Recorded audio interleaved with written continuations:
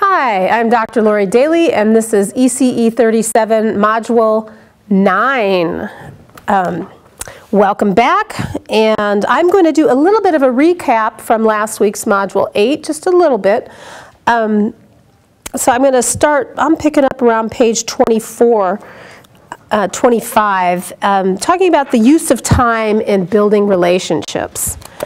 I talked about it last week, and I even did the what do we call the object lesson where I had the golf or the ping pong balls and the sand and the gravel. So the idea is when we're in relationship and we value it, we make time for it. Those are the ping pong balls. Ping pong balls? Yeah, not golf ball, ping pong balls that went into the mayonnaise jar. So when being in relationship, we have to value time, and we have to make a space for listening and caring and accepting. I always throw in the word respecting and being with others. That's at the heart of a relationship, and that takes time. I don't know about you, but I spend a lot of time chasing my time. Oh my gosh, I got this meeting. Oh my gosh, I got to start taping. Oh my gosh, it's quarter till. Oh my gosh. I spend a lot of time in my life looking at the clock, trying to figure out where I'm supposed to be in about 10 more minutes so that I can scurry across campus and get there and maybe eat something along the way. Isn't that where we're at these days? We're all overextended. Maybe it's just me. But I think I see it in not just my colleagues here or other professors, but I see it with the students. We have too much to do, too little time. We're overextending ourselves, and so a lot of times the things that we end up avoiding or not doing at all are our relationships, because, oh, we'll have time later. We'll get to the ping pong balls eventually. But the truth is, if you don't do that first, if you don't make time for it, put it on your calendar, it won't happen.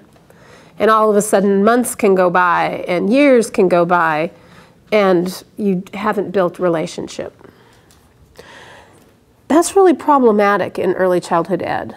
It's problematic when we're trying to build community with our coworkers. It's really easy to get angry at and hold a grudge and stay angry at someone you don't have a relationship with. And that's where that toxic environment comes from. It doesn't just pop up out of nowhere. It starts from not taking the time to connect, to care. Oh, there's a list I had here. To listen, to accept, to respect, to be available with others. So I'm trying to switch the paradigm to view time as my ally. It's my friend. I'm not quite there yet, but I'm working on it. And when I'm working with children, I find that I slow down. I'm even purposely slowing down my speech in this lecture right now. Just, and that's hard to do. I'm so high gear all the time. I want to talk really fast. I'm going to get to the next point, and then I got another class, and then I'm going to try to eat something before the next class, and the next class, and then I got to grade these papers, and I got to record the grades, and then I got another meeting. Then I got to run to the office and do some copies, and I talk really fast, and I keep going, and I keep moving, and I'm pacing, because then I feel like I'm really getting something done. Am I alone? No, they're shaking their head now. That's kind of how we are. And so much so that when we meet somebody who slows down their speech, we're kind of like, okay, get to the point, get to the point. Are we really listening? Do you ever find yourself when you're talking to someone who speaks slower, perhaps an older person or a younger person, we're working with children, and they're speaking very slowly, and your heart is pounding because it's like, get to the point, get to the point. Hurry up, get to the point. You can't even wait for them. Your mind is racing, like, get to it! Will you? So the good news for me is at least when I'm working with children, I know to slow down. I realize that. And I know that if I don't slow down and take time to support what they're learning, then it won't happen, and then it's pointless of working with children. You can't really rush children all that much anyway, because they're on their own time frame. I love that about them. You ever tell a child to hurry, that just means just play with 10 toys instead of 100, right? I'm coming. It's like, oh, hurry, hurry. It's like, well, oh, look, a little bug. And now I'm going to pick up, oh, there's something shiny. I mean, they just, the concept of hurry is not necessarily natural to young children. So, yes, I often find that time is slipping away, and I chase it. But we do understand that children need time to discover and rediscover and to think and rethink. So thank goodness, as educators, we understand that children need this time. But how come we don't give it to ourselves and our colleagues? We understand that young children have to have time to experience and to develop and to understand new ideas and to implement them and to practice them and to make mistakes and to pick themselves up again, dust themselves off and try it again. How many times does it take to get on that bicycle before they get it? And do we give our colleagues, our staff, people we work with, our fellow teachers that kind of time? No. Hurry up, get it together. You didn't get it on the first time. What's wrong with you? I mean, even if we don't say it, our attitude is there. The thing about mirror neurons, this is so not in my lecture notes, but I'm just fascinated with them, is the idea, and I'll pause the lecture note, is the idea that we pick up on each other's emotions. So even if you're not saying, hurry up, hurry up, hurry up, hurry up, you're going to read it, you're going to feel it, you're going to sense it. If I come in and I'm really stressed out, I don't have to tell my students that, they sense it. I know when you're stressed out. It makes for group dynamics in therapy interesting, if you think about it. If you're doing, I love psychology, I love the idea of counseling, and group dynamics has always been interesting to me, but when one person is hurting, that changes the whole atmosphere of the group, doesn't it? Those mirror neurons, we pick up on them. And there's science to back this, but that's not the lecture of the day. Although I could go back to it over and over and over again. It's just fascinating to me. But we pick up on this stuff. So we have to start inside our own heads if we're going to change the atmosphere, because people are going to pick up what we're thinking and how we're feeling in our stress levels, whether we say them or not. You know, actions speak louder than words. You've heard that. All right, so when being in relationship, we need to value those relationships with each other. That's back to the very first lecture of value plus connection equals community. You know if someone values you or not. We have to learn how to value every person. And that goes back to the idea of appreciating, the appreciative inquiry. I forget what chapter that was in the mentor leadership textbook, but the idea that we look at what's best on somebody first, instead of honing in on what they don't do, their negatives, their lacking, their mistakes. We start to focus on what they do well. Changes the atmosphere. Okay, so we want to take time to listen, to care, respect, accept, to be with others. That's really important. And that means it has to be put on the calendar, because if it's important, it makes it to the calendar. And then we do it. I don't know about you, but if it's on my calendar, it gets done magically. It's like, oh, I have a meeting at 4. It's 3:30. I better go.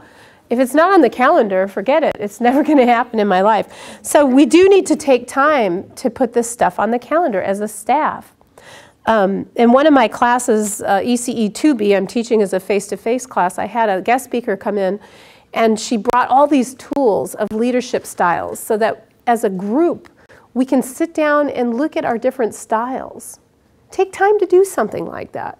Say, oh, okay, you're a much more verbal, expressive person, or you tend to be a little bit held back in terms of wanting to speak. And those things are very helpful. All right, so when children are rushed from one activity to the other, hurry up, hurry up, hurry up, they can't learn. They don't hurry up very well, but it impedes their learning. It inhibits what we really are trying to do, and we know this.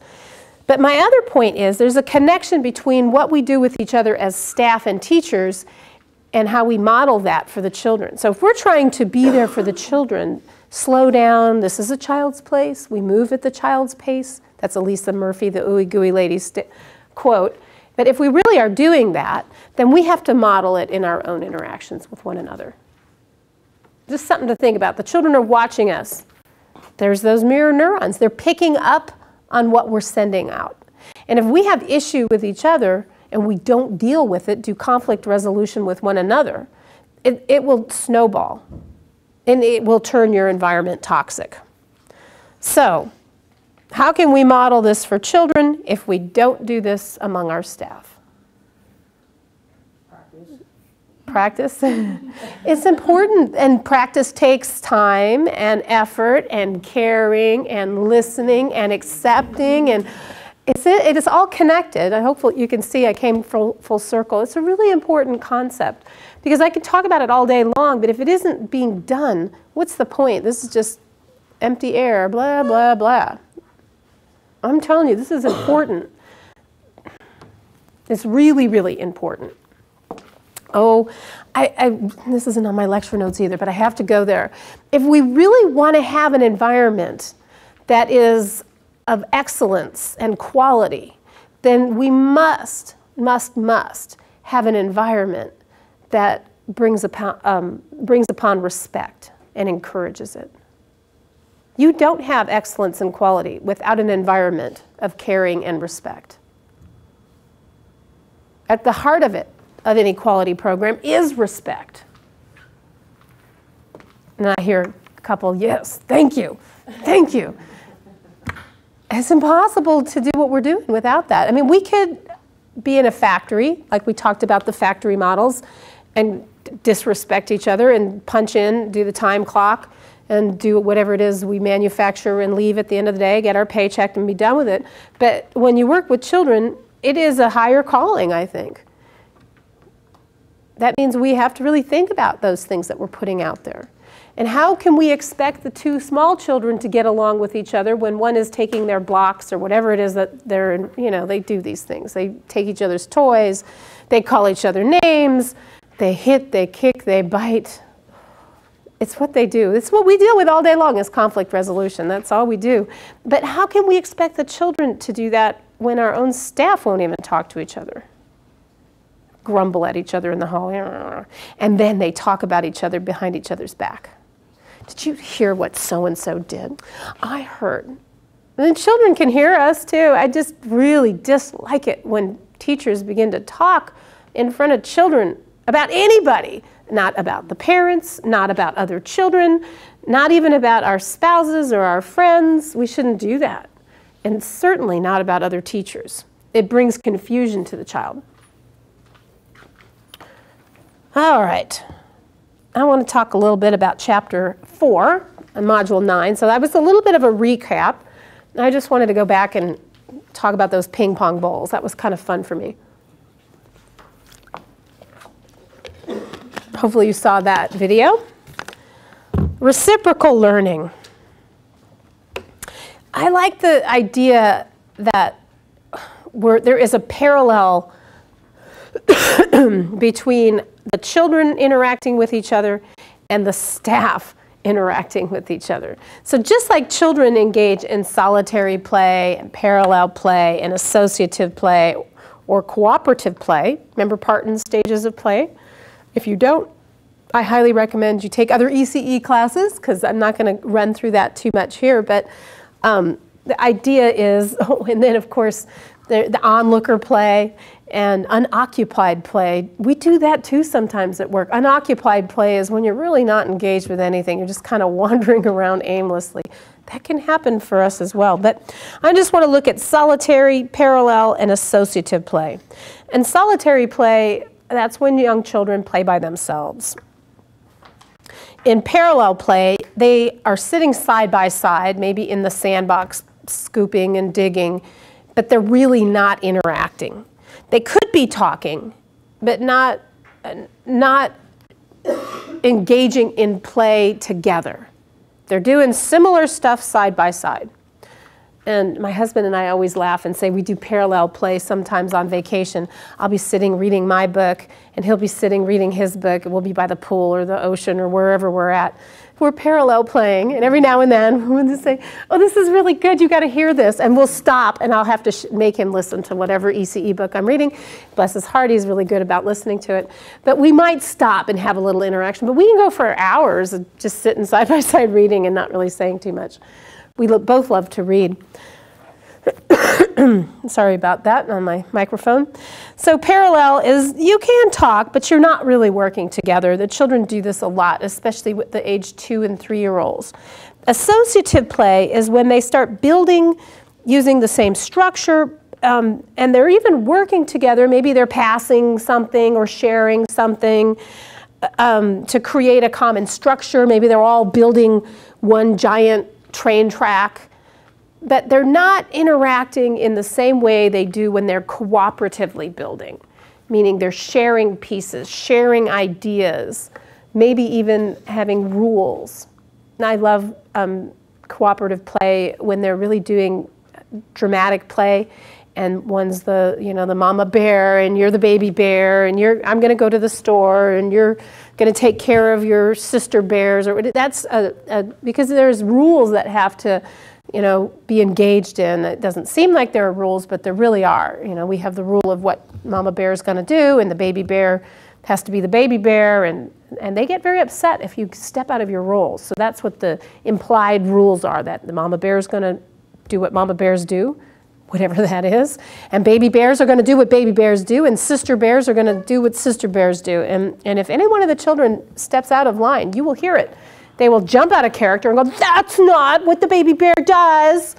Baby bears are supposed to, and then they start redefining the rules of what the baby bears are supposed to do. This is a lot of fun. If you haven't watched children do cooperative play in a while, dramatic play, I highly recommend you do it. All right, my whole point of this is that we have similar ways of interacting as staff. So we do a lot of solitary play, so to speak. I'm off doing my thing, and you're off doing your thing, and we don't even see each other. Mostly it's parallel play, where I have my group, I'm over here, you have your group, you're over there, and there might be a little bit of shared information about, okay, I'm taking my group outside, okay, great, I'm going to go in and do art. But there isn't a lot of interacting. Sometimes we do associative play. Well, we bring our groups together and let's all paint the sidewalk. Okay, and we hand out the paint brushes. But we all know that when children cooperatively play together, and that means 2 or more children playing with the same objects, building the same things together, talking to each other, working towards common goals, figuring out problems together. And we all know when children cooperatively play together that we are excited about the learning that happens. As teachers, when we see them cooperatively playing, we know that there's going to be issues because they're going to bump up against each other's heads and they're not going to agree on what baby bears are supposed to do and so forth. But as teachers, we get excited because we know it's in that cooperative interaction that they're functioning on higher levels of play and greater learning is occurring. We get so excited when we see that. So meaningful, reciprocal learning among teachers and staff is the same thing. If children are working towards a common goal together and figuring out problems, and we know that it's a positive thing, isn't that true for teachers if they work together? So, reciprocal learning, let's go ahead and define that. That's at the heart of this textbook, 3 R's, and one of them is reciprocity or reciprocal learning. And Rinaldi in 2006 defined reciprocal learning as a process of construction in which each individual constructs for himself the reasons, the whys, the meanings of things, others, natures, events, reality, and life. That's kind of a nice a definition here. So the reasons, the explanations, the interpretations are all indispensable when it comes to knowledge. The whys. The process of social construction is a very important one. It's at the heart of reciprocal learning. If we don't interact and construct our knowledge together by interacting, then there isn't reciprocity. We're just simply parallel playing. We're doing solitary play.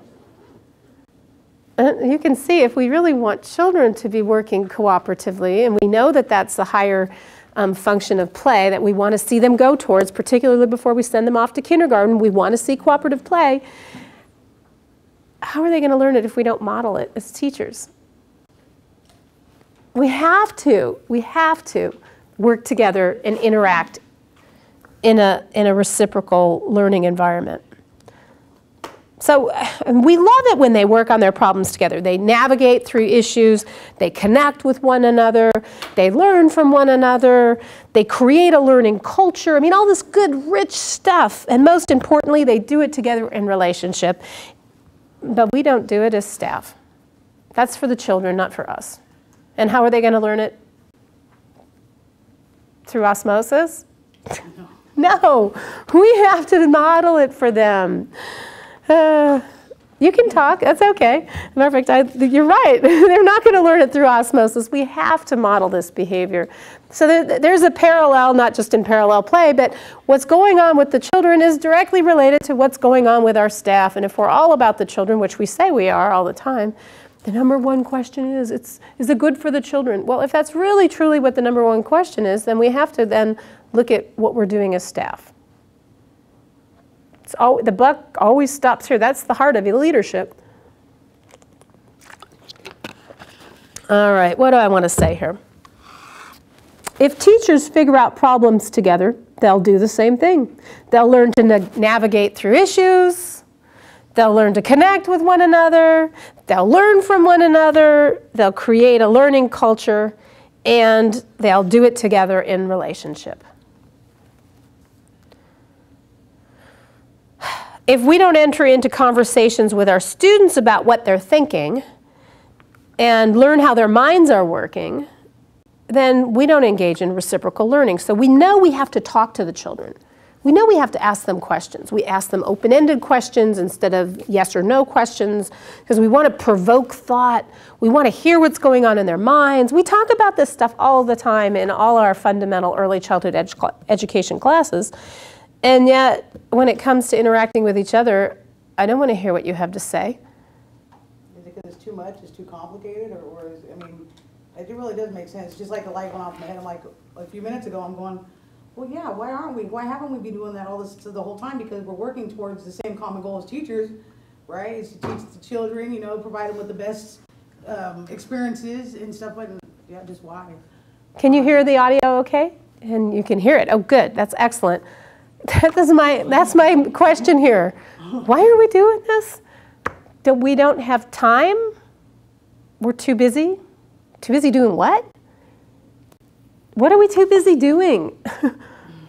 Shouldn't this be at the heart of what we're doing? Just saying. I'm just thinking aloud here. I don't have all the answers, but as a matter of fact, that's part of this idea of reciprocal learning is I don't have all the answers. I'm just posing some questions here. So if we're not entering into conversations with each other, and we're not asking each other, what are you thinking?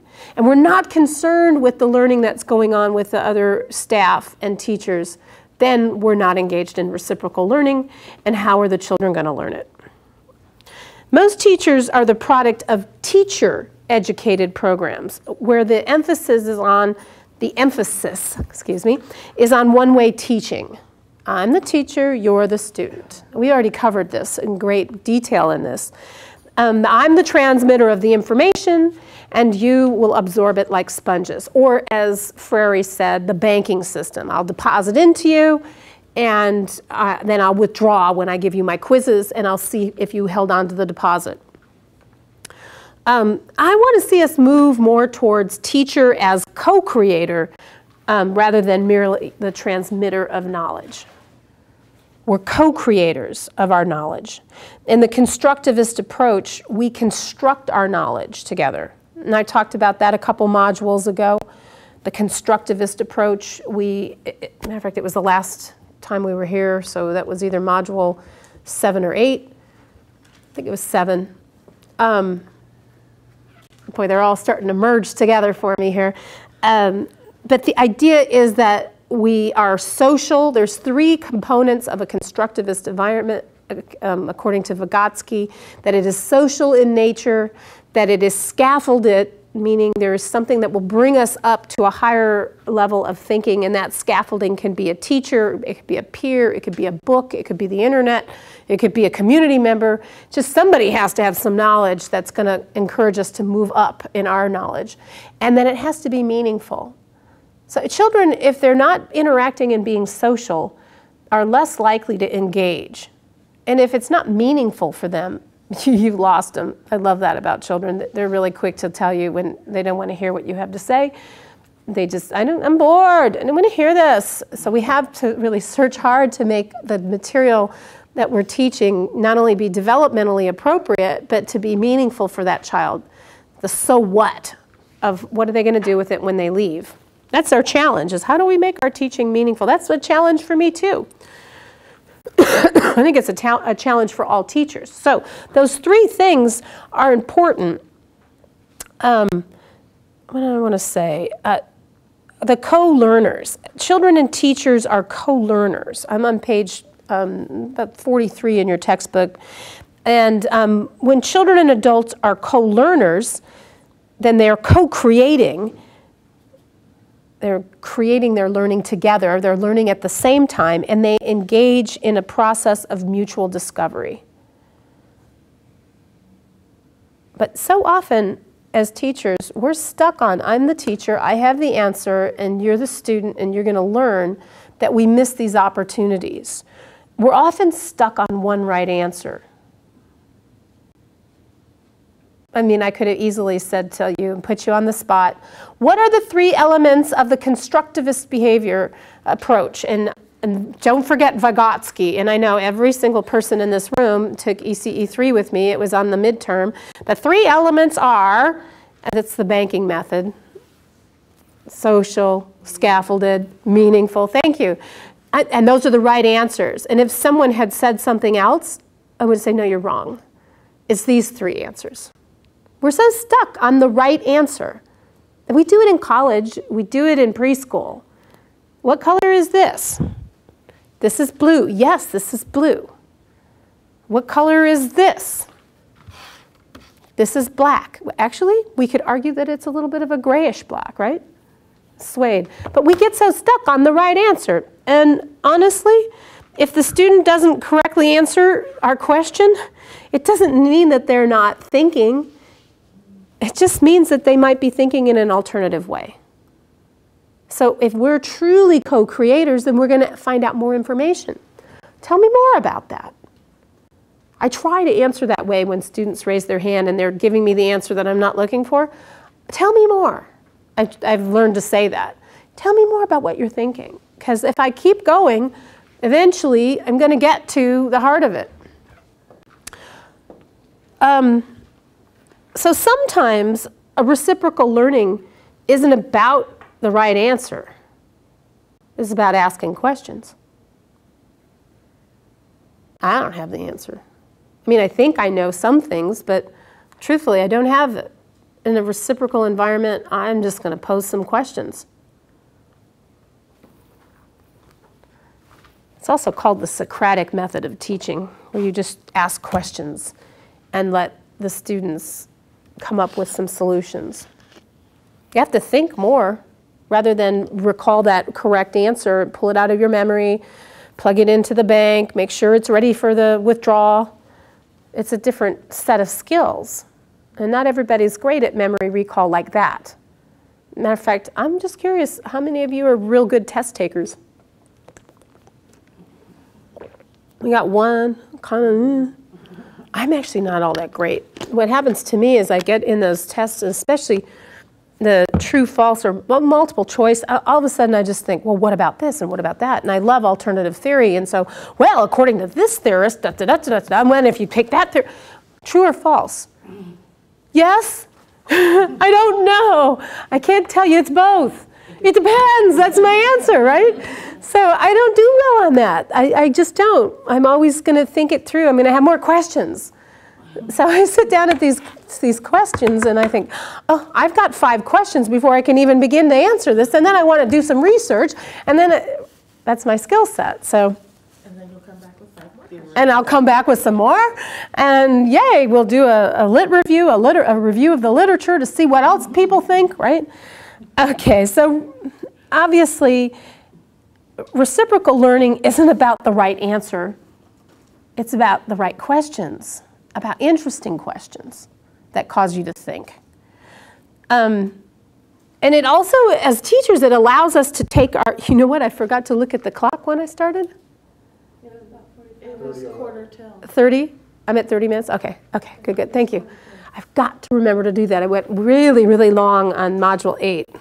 I also had a video that I inserted, but okay, so reciprocal learning occurs when the teachers take their cues from the children.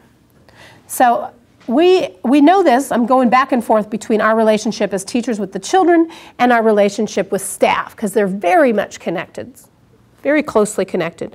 So reciprocal learning occurs when they take their cues from the children, and that means they have to know the children. They have to listen carefully to what the children are saying. We do a lot of observations in early childhood ed. And we write down the anecdotals. We write down their words. We try to get the quotes even. And then we watch them. And we look to see where their interests and their curiosities are at, so we'll know where the emergent topic for our project is going to come from. So we pay attention. We observe some more. What are they playing with? Are they using the blocks? Are they not using the blocks? How are they using the blocks, right? Teachers observe critically what the children are doing. Well, now, is he utilizing this in the way that we wanted him to? What could I bring in next to help scaffolding the behavior, right? That's how we do this as educators. We think we're intentional in our thinking in how we interact with the children. And then we integrate the standards, because there's always those things, those pesky little standards that we've got to hit on the DRDPs and whatever assessment tools you're using. And we have to integrate those into our projects and our learning opportunities. So we know how to do this as teachers with children. And that reciprocal learning happens when both the child and the teacher are co-learners, which means there needs to be more discussion, because we're going to learn from each other. I don't have to be the all-knowing person in the room. We can learn together. Let's look it up. Let's research it. Let's go read that book. Let's go jump online. A lot of classrooms have access to internet now. And then we co-construct the knowledge or the learning. And we both own what's learned. If I just simply come in and say, this is a bottle of water. What is this? A bottle of water. Good job. Bottle of water. What is this? Bottle. Good job. I mean, there's just, I'm the know-it, you're the learner. Yay, you did it. It's almost like the way I talk to my dog, too, I have to say. That is how I talk to Dinky. Good boy, Dinky. Sit. Right? I mean, it's something a little bit demeaning. But if we're co-constructing our knowledge, then we're learning together. Let's jump online. Let's see what this says together. And we're learning, oh, look, this is actually made of recyclable plastic. And I mean, I could certainly learn a lot more about this bottle of water. And I can also take a sip. All right, so reciprocal learners are mutually aware of what they're learning. We're learning together. It's a mutual thing. Yeah, oh, by the way, at the heart, there has to be respect. We have to be respectful. Mutual learners are respectful. They don't disrespect what another person knows or doesn't know. They're also capable of learning from each other. For some reason, that's really hard for some people. I don't know if it was because of the way they were raised, that to admit that they don't know something makes them less than. I don't know what that's about, but sometimes it's really hard for people to admit that they're learning something. To just say, oh, I didn't know that, is a sign of weakness? I don't think so. I hope we're going to learn every day something, if not many things, for the rest of our lives. Reciprocal learners also think about what the other person is learning. So it's not just about what I'm learning. I'm concerned with what you're learning. And the textbook talks about almost like playing catch. and we've all played a game of catch, I'm sure, at some point, or watched one if you haven't actually tossed the ball. There's a certain amount of communication that goes as you're tossing the ball back and forth, and if someone misses it, there's usually, oh, whoops, sorry, I missed it.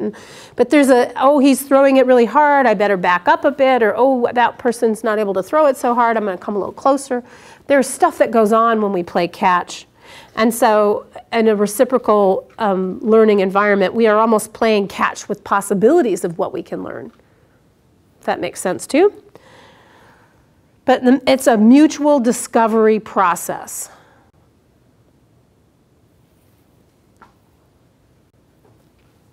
Let's see, what else do I want to say?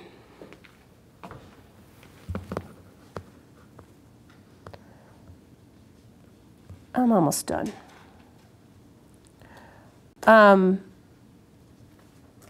We need to create space for exploration if we're truly being reciprocal learners. We have to make room for it. It's intentional.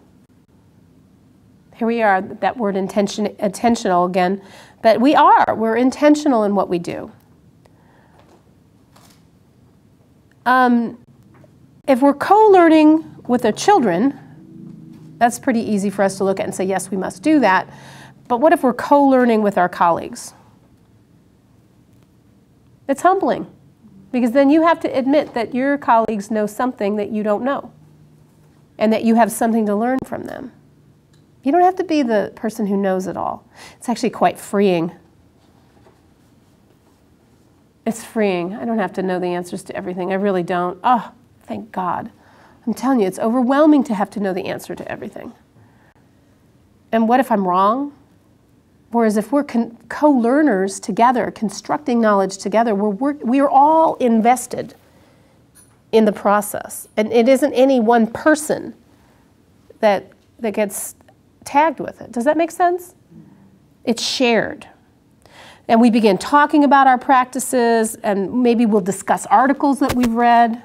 Oh, I love that about graduate school. We'd come to class and we'd all do our reading, and then we'd just talk about what we read. It was a good portion of our class. It was, to me, most invigorating. When I graduated, I was bummed. It's like, oh, who am I going to talk about what I'm reading with? Oh, and then I realized, oh, I can do it with my students. Oh, yay. So then I make you read graduate level work. Oh, oops, sorry. So we can work on problem solving together. I don't have to come in and say, here's the answer. I'm the leader. Here's the answer. This is how we're going to do it. We could just say, well, let's even define the problem together, because I might see the problem as one way and someone else might see it in a very different way. And we might both be right. There's different shades of correctness on there, right? So we have to be in relationship with the people that we're learning with. There's a responsibility for professional growth that we take on. I'm responsible for growing, not just for myself, but for helping you to grow and for us to grow together as a team. There's a give and take. That's where the word reciprocal comes in. And you know what? It involves trust and support. Because if you don't have trust and support, then you can't have dialogue. I know we've all been in a situation where someone has said something, you were trying to share something, and someone came back and just, it shut it down. And you didn't feel respected, for one. You probably felt disrespected, but you didn't feel like you could trust the situation to be safe. And so what do? We shut down. We all do. That's just natural human instinct. If you can't trust, then you can't have dialogue. So it's very important that at the foundation there is of reciprocal learning, there is trust and respect. So to wrap this up, your successful mentors and the people who are leaders are going to be people who have ongoing interaction with. They're co-learners. It doesn't mean that you can't step back into the place of being the leader. Just because I'm a co-learner and the professor doesn't mean that there isn't a time when I need to grade a paper and give you feedback. If you're truly a leader, and you're doing this type of practice, you'll step back in there when you need to in a way that's kind and supportive and caring and nurturing. Because ultimately we know who the bosses are and we want to be respectful. But it doesn't mean that you can't ever move back into that leadership type role. It just is a different relationship. And it doesn't, as a leader, you should be able to learn from even the novice. I learn from my dog, right? Mm-hmm. If we're open to it, we can learn from anybody, anywhere, anytime. I'm always amazed when someone says, oh, I'm just not learning anything in that class. And my response is, well, why are you not learning? I'm going to talk about that in the next module a little bit, but I can learn from anybody, even if it's what not to do. Right? It's like, I'm never doing that one. We should be able to learn from anybody at any time. And if you can't, then that means your heart is closed. And so you want to go inside and reflect. Why am I closed off? What is it about this person that's made me shut down my heart so much that I can't receive? Right? So we should be able to learn from the novice as well as the master teacher. And what else do I want to say? That we were maintaining our relationship. We're willing to share ideas and materials. Oh gosh, you know, we get so, this is mine, my idea. You can't do it. So I don't know, the we part of team is not really looked at, and we tend to sometimes want to be the stars. I did this. Everybody noticed what I did, my teaching, my module, my this. And if we truly are going to have reciprocal learning environments, we need to let go of that. All boats rise. Have you ever heard that expression? It means that if the water level goes up, and we're all boats, so to speak, in the water, when the water goes up, we all go up together. So we are elevated. It's a great way to do it. And I think it's against a lot of what we've been taught. You want your boss to notice you shine so that you get recognition, so that you get up the ladder. That's how it's built. But if we're really truly in a reciprocal learning environment, it isn't about me or you. It's about us and we. If you are able to do this and do this well, it's a freeing experience. And then it's no longer, this is my idea, that's your idea. It's a give and take, although I always try to give people recognition for their ideas. But then what happens is, oh, that was such a great idea that you had. And then it's contagious. And everybody's trying to give everybody recognition. And again, we're all we again, all boats rise. As opposed to, no, that was mine. You didn't do that. You didn't bring that up. That was my idea. You took my idea. I was going to do that, right? We can be so catty. But if we're really reciprocal learning environments, then we support one another and we create new ideas. And the other thing that I want to say before I close is that reciprocal learning can only happen if the organization supports it. That can't be overstated. So you have to have leadership that supports this. Because if it's rank and file, then there is no we. The only way you're going to get a raise is if you do this, you do that, you do this. You see the difference? So it has to be supported. And we must have continuing conversations about it because it doesn't end. So I've got 3 questions before I close that I want you to think about. And how might you be more engaged in reciprocal learning with your students? We'll start there. As a teacher, what can you do to be more reciprocal in the learning environment? Just think about that. And then, of course, the next connection is, well, how might you be more engaged in reciprocal learning with your colleagues or the other staff and teachers that you work with? How can we change it? If you just come up with 1 or 2 ideas of how to change it, small ideas, remember, that's how we make a big difference. We're agents of change. And then what structures or systems are part of the organization that you work for that can either support or hinder reciprocal learning.